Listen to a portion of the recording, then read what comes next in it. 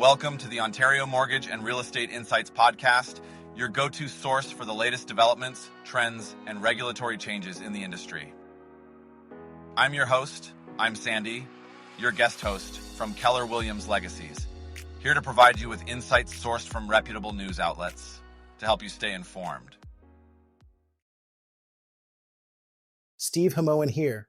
This is brought to you by Real Approved Inc., a trusted mortgage brokerage dedicated to helping Canadians achieve their homeownership dreams. Visit realapproved.ca to learn more about how our experienced team can assist you with your mortgage needs. Let's dive into today's episode. Today, we're delving into the Bank of Canada's recent decision to cut its interest rate to 2.50%. After pausing for months to assess the impact of United States trade policies, the Bank of Canada has decided to resume rate cuts. This decision comes in response to weakening employment figures and signs that inflation is becoming less of a concern. Yeah, Sandy. It seems the Bank of Canada is trying to strike a balance here. On one hand, they're addressing the weaker employment numbers, and on the other, they're responding to inflation trends. It's interesting because inflation has been on a bit of a roller coaster in recent years. Consumer prices surged as pandemic restrictions lifted, but now things are stabilizing closer to the bank's 2% target. Exactly, Steve. And with the recent rate cut, the Bank of Canada's policy interest rate is now at 2.50%, which is considered a neutral level. This means it's neither stimulating nor constraining economic activity. It's a delicate balance, especially given the ongoing trade tensions with the United States. Right, Sandy. The trade war has added another layer of complexity. Tariffs and retaliations can slow the economy and push up prices, which complicates the central bank's decision-making process. They're caught between the need to support the economy through potential downturns and the risk of inflation creeping back up. And let's not forget how these rate changes affect everyday Canadians. Interest rates influence everything from mortgage rates to consumer debt. With the recent cuts, we are likely to see lower mortgage rates, which could be a relief for homeowners and buyers alike. That's true, Sandy. Lower rates make borrowing cheaper, which can stimulate economic activity. But it's a double-edged sword because it can also lead to increased debt levels. It's all about finding that sweet spot where the economy is supported without overheating. The Bank of Canada's next interest rate announcement is scheduled for October 29th, and it'll be interesting to see how things unfold. They'll be releasing their quarterly monetary policy report, which usually includes forecasts for the economy and inflation. It'll be crucial to see how they navigate these challenges moving forward. Yeah, Sandy. And financial markets are already speculating about the possibility of another rate cut. According to LSEG data, there's about a 40% chance of another quarter-point cut in October. But, as always, much will depend on the developments in U.S. trade policies. Toronto's real estate market is experiencing quite a surge, Steve. Lower interest rates seem to have unlocked a significant amount of buyer demand. According to the Toronto Regional Real Estate Board, home sales in the Toronto area rose by 8.5% in September compared to the same month last year. That's quite the increase, wouldn't you say? Absolutely, Sandy. And it is not just the year-over-year numbers that are impressive. On a seasonally adjusted basis, sales were up 2% from August. It is a clear indication that the market is responding positively to the Bank of Canada's recent interest rate cut. That's right, Steve. The average selling price, while down 4.7% year over year, showed a slight increase of 0.2% from August.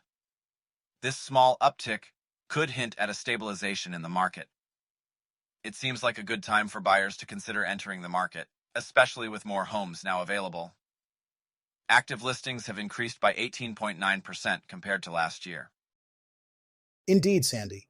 With 29,394 homes available and new listings up nearly 4% year over year, there are more options for buyers. It is also interesting to note that all property types saw higher sales, with semi-detached homes leading the way with an 11% increase.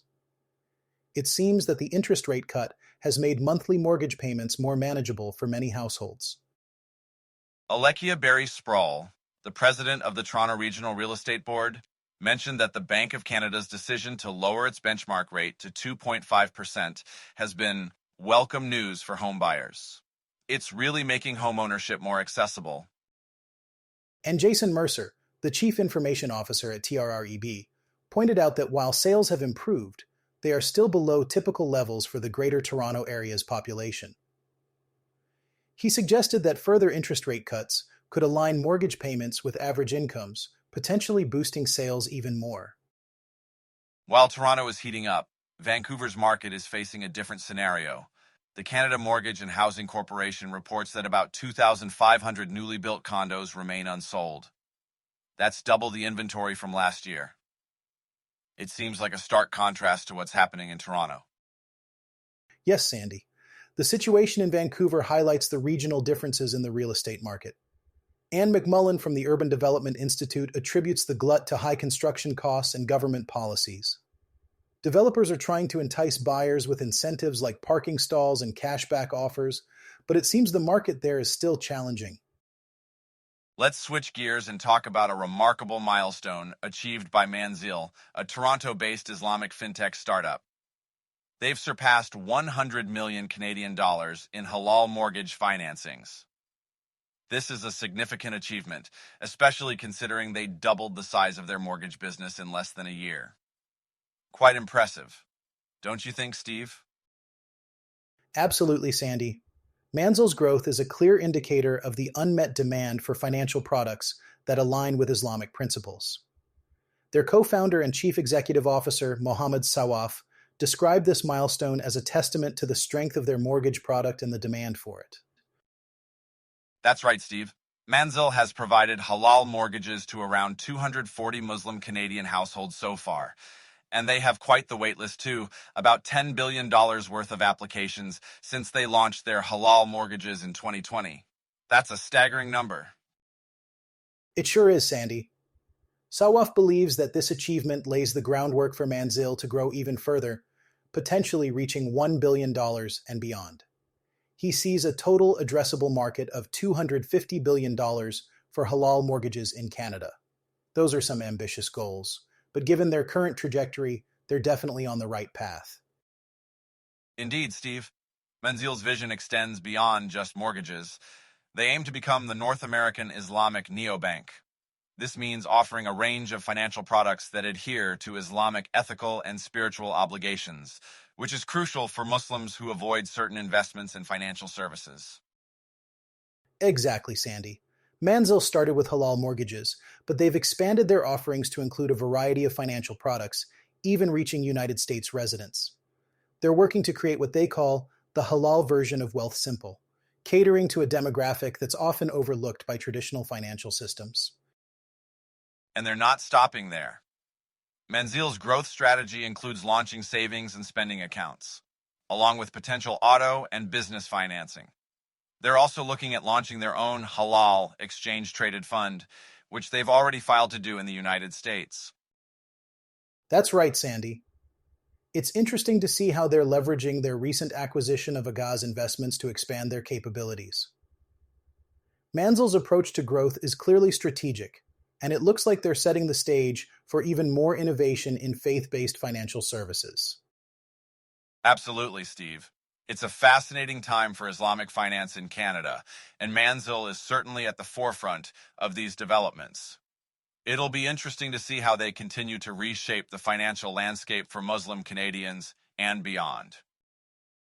Let's dive into the latest real estate news from Mississauga, where some of the least expensive homes sold last month included spacious condo units. It's fascinating to see how the market's evolving, especially given the current economic climate. Absolutely, Sandy. According to the latest report by the Toronto Regional Real Estate Board, the average selling price in the Greater Toronto Area was down by 4.7% compared to September of last year. This kind of price adjustment can certainly open up opportunities for buyers. That's true, Steve. In Mississauga, buyers found condo units under $450,000 in September. Real estate brokerage. Zoocasa highlighted some of these affordable options.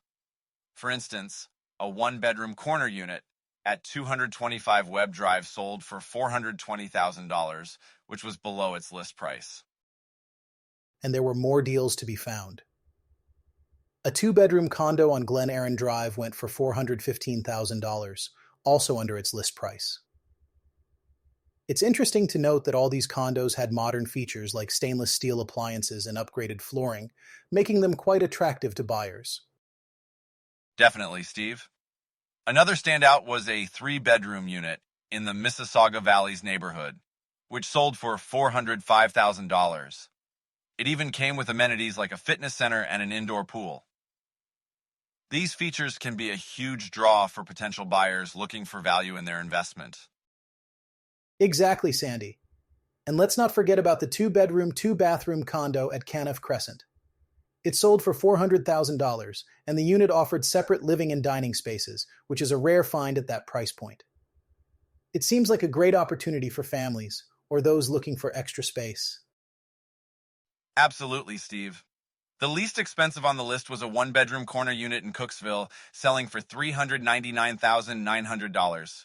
It included two parking spots and a locker, adding significant value for the buyer.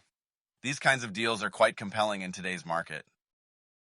It's clear that with prices slightly down, there is an opportunity for buyers to secure properties that might have been out of reach a few years ago. It's a reminder of how dynamic the real estate market can be and why staying informed is so crucial. Absolutely, Steve. It's all about keeping an eye on the market and understanding the trends. These affordable options in Mississauga highlight the importance of being proactive in real estate. Thanks for tuning in to another episode of the Ontario Mortgage and Real Estate Insights podcast. We hope you found today's insights valuable as you navigate the world of mortgages and real estate. Before you go, a quick reminder, Real Approved is here to make your mortgage journey smoother. Whether you're buying your first home or refinancing, their experienced team is ready to guide you with personalized support every step of the way. Visit realapproved.ca to get started and take the next step toward achieving your home ownership goals. Catch you next time, and stay informed with the latest industry insights.